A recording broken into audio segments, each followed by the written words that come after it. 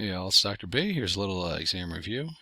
First of all, I made a little boo-boo. It is not spring 2021, it's spring 2022, so sorry for that little oops. Anywho, let's get to it. So basically, once again, everything you need to know is here. Most of the things you see here are one or two shot deals, meaning that just kind of know what they are. There'll probably be a question or two on each of these. Definitely want to pay attention to the characteristics of lithosphere to stenosphere. And rate of seafloor spreading, there's a few on that, and I talked about those in class. So now if we get down to anatomy of an earthquake, obviously there's a lot on this. There's probably 20 to 25% of the entire exam is on that, which should not be a surprise. So these are the main topics to know. Obviously, this is included in that. We did that in class 2 weeks ago, so you're going to be given a S&P chart.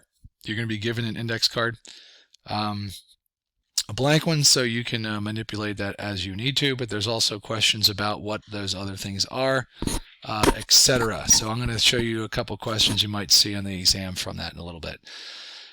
So moving down the line, we spent a fair amount of time about commercial fishing. It's actually on there. One of the ways it's on there directly or indirectly is not only through composition of the ocean, but also the relationship of marine life zones to distance. So expect a question about commercial fishing, which was discussed, pros and cons, etc., as well as all the other things here that we had discussed in class. So let me go ahead and just start and give you a couple examples of what you might see on the exam. And the first one's going to be a huge surprise. By the way, that's totally sarcastic. I'm sure you're really surprised to see this image on the exam. There's a question about it, obviously talking about the marine life zones and what these zones are and what happens in each zone. So you definitely want to be able to talk to that particular point. There's also going to be some easier questions like this. We actually talked about this one in class as well. The average salinity of seawater, I'll obviously give it to you, is B, 3.5%. Sometimes that number is indicated in parts per million. Sometimes it's in percent. So that would just be a standardized answer to a very particular question, because one of the items on the exam study guide says average salinity of seawater. So that's just pretty much a definition question.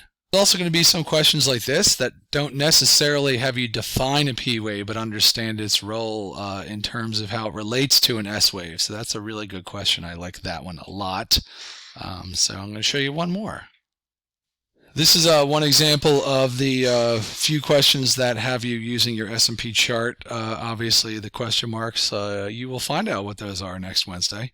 But again, this is the most difficult one that you would have of this particular kind, an epicenter station. So my suggestion for this is throw in a random number from the chart and see if you can figure out, once again, how to determine the time between the two, between the P and the S. Again, check out my PowerPoint on how to do that with the index card. That would be important. So that is a pretty good indication of what you need to know. This exam has 50 multiple choice. They are each worth 1 point. And then there are 10 short answer questions, each worth 5 points, for a total of 100. So if you have any questions, let me know. Otherwise, good luck, and I'll see you on Wednesday.